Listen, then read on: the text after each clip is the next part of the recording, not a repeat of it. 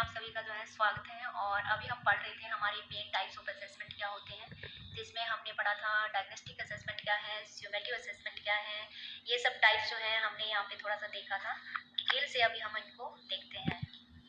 तो स्टार्टिंग के अंदर हमारा था डायग्नोस्टिक जो असेसमेंट है वो क्या होता है, और इसे हम जो है थोड़ा रीड आउट किया था, बीच में डिस्टर्बेंस हो गया था, इसके लिए क्षमा प्रार्थी हूँ। This is used at the beginning stage of any learner और एम्प्लॉयर। हमने देखा था कि जैसे भी कोई एम्प्लॉय जो होता है और हमारे ऑफिस में आता है, चाहे वो प्राइवेट हो या फिर वो गवर्नमेंट का ऑफिस हो, वो सिलेक्ट होके आता है, तो उसको अपने ऑफिस से रिगार्डिंग इंफॉर्मेशन जो होती है वो कलेक्ट करनी होती है। इसी के अलावा वहाँ का जो हमारा जो अधिकारी होता है उसे भी उसका जैसे ही वो ज्वाइनिंग करता है तो उसका अपॉइंटमेंट लेटर होता है, वो वहाँ पे सबमिट करता है, अधिकारी उसे देखता है और उसे वहाँ पे नियुक्त करता है। तो जैसे ही वो वहाँ पे नियुक्त होता है तो उसे उसके प्रोफेशन से संबंधित सभी जो नॉलेज उसे दिया जाता है, चाहे उसे ट्रेनिंग के माध्यम से या फिर उसे वर्बली उसको बताया जाता है। तब जो क्या दिया जाता है, उसकी कुछ स्ट्रेंथ होती है, उसकी कुछ वीकनेस होती है, उसकी कुछ स्किल्स यानी उसका कुछ ज्ञान का विस्तार जो है वो वहाँ पे किया जाता है। सबसे पहले उसकी कुछ समस्याएं हैं। जैसे ही हम हमारे फील्ड में आते हैं, चाहे अनुवाद का फील्ड है, इसमें आते हैं तो हमारी शब्दावली जैसे ही हम ज्वाइन करते हैं तो हमें सब जो है सब तरह के शब्द तो कोई भी नहीं कह सकता कि मैं इस प्रोफेशन में परफेक्ट हूँ, परफेक्ट कोई नहीं होता, लेकिन फिर भी हमें कुछ ऐसे शब्दावली होती है जो हमें ऑफिस में आके ही सीखने को मिलती है। हम बहुत से एग्जाम देते हैं लेकिन फिर भी है हमें कुछ ना कुछ नया हमेशा सीखते रहना चाहिए। तो इसी के रिगार्डिंग ये कहा गया है कि सबसे पहले जो हमारा एम्प्लॉयर का जो स्टार्टिंग जो स्टेज होती है, उसकी नियुक्ति की जो स्टेज होती है, तब उसको असेस किया जाता है। उसको तब भी असेस किया जाता है जब वो आता है, उसके बाद जैसे जैसे वो वर्क करता जाता है, उसके बाद उसका पूरा साल का जो है असेसमेंट किया जाता है और उसी असेसमेंट के आधार पर जो है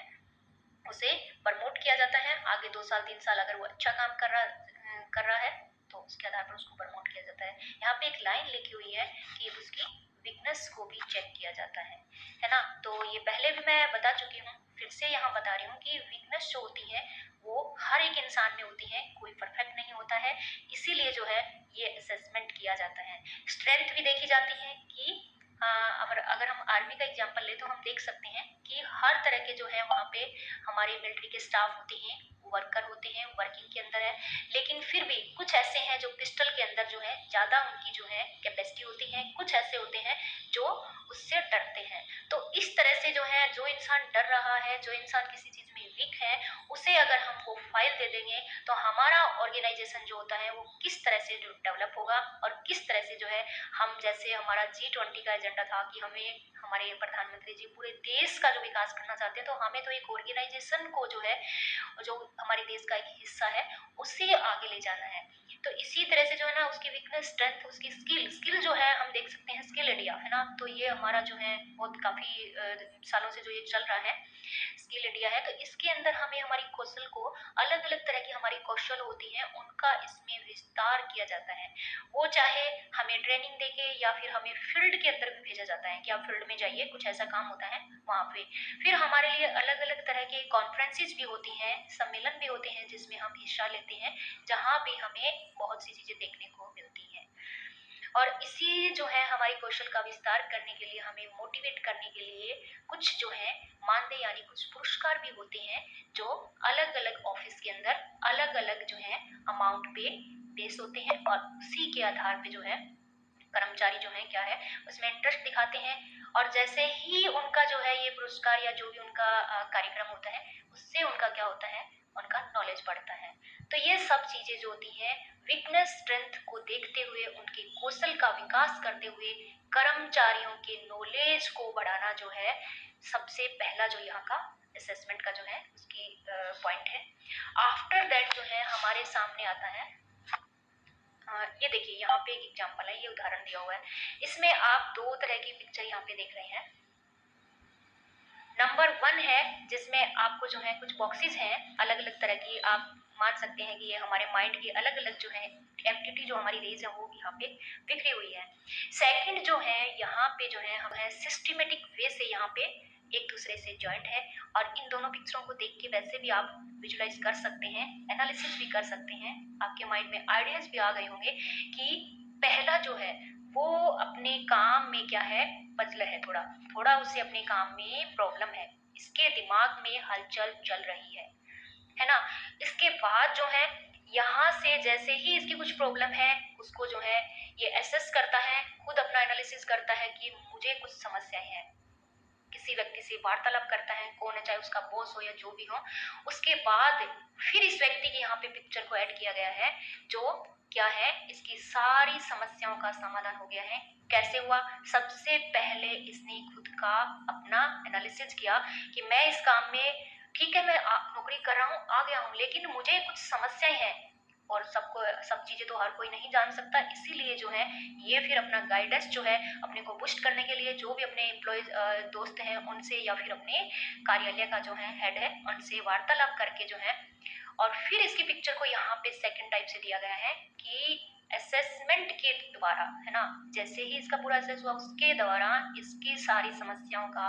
समाधान होके, और सब तरह की जो है, देखो ये जो रेड ग्रीन जो भी जो है सिस्टमेटिक वे से यहाँ पे सजाया गया, तो ये जो है अपने काम में अच्छी तरह से वहां पे सक्षम हो गया, अपनी क्षमता का ये वहां पे प्रयोग करने लगा। तो अगर हमारे ऑफिस के अंदर हम देखते हैं कि पिक्चर 1 जो है इस तरह का, पिक्चर 1 के अंदर तो दिख रहा है इस तरह के अगर हमारे कर्मचारी होंगे, तो क्या हम अपने ऑर्गेनाइजेशन को, क्या हम हमारे जो है कार्यालय को आगे ले जा सकते हैं? क्योंकि ये खुद ही अपना जो है ध्यान नहीं रख पाएंगे, क्योंकि अपने जब तक हमारा माइंड जो है पीसफुल वे से वर्क नहीं करेगा, we will never be able to do any work without any critical decision। तो decision making is the main power of our life है, और ये जो होती है ये हमें हर तरह के, चाहे हमारा घर हो, कार्यालय हो, हर तरह की जो है ये पावर काम करती है। दिस पावर विल बी क्या है, हमारे माइंड से जो है यहाँ पे ये सेट होती है। तो सेकंड व्यक्ति जो है ये खुद तो हो गया, खुद तो असेस करके इधर उधर से जो भी असेसमेंट जैसा भी करके ये अपने को सेट कर लिया, लेकिन अब इसके ऑफिस में और भी हैं, अपने दोस्तों से मिलेगा। अब जैसे जैसे समस्याएं इसने फेस की हैं और उनका समाधान भी इसे मिला है और खुद भी सॉर्ट आउट किया है, तो उन्हीं आइडियाज को ये अपने 10 दोस्तों के साथ भी शेयर करेगा अपने कार्यालय में। तो एक से जब 10 व्यक्ति इस तरह के एक कार्यालय में जो है जब पैदा होंगे, यानी जो कार्यालय के अंदर होंगे, तो फिर क्या होगा, हमारा कार्यालय जो है, जो हम स्टार्टिंग में देखा था कि यहाँ पे हमारी कैपेसिटी वो उगता जाएगी, है ना। तो इस तरह से हमारे कार्यालय का विकास होगा। मेन जो हमारा एम जो है क्षमता निर्धारण का, वो यही है कि हम हमारे कार्यालय को जो है टॉप ऑफ द पोजीशन पर ले जाएं। हमारा कार्यालय जो है बैक नहीं आए, जो पहले से जो हमारा काम चल रहा था उससे हम इंक्रीज करें, न कि उसमें डिक्रीज हो। आफ्टर दैट जो है इन दोनों पिक्चर के बाद जो है हमारे सामने आता है फॉर्मेटिव असेसमेंट।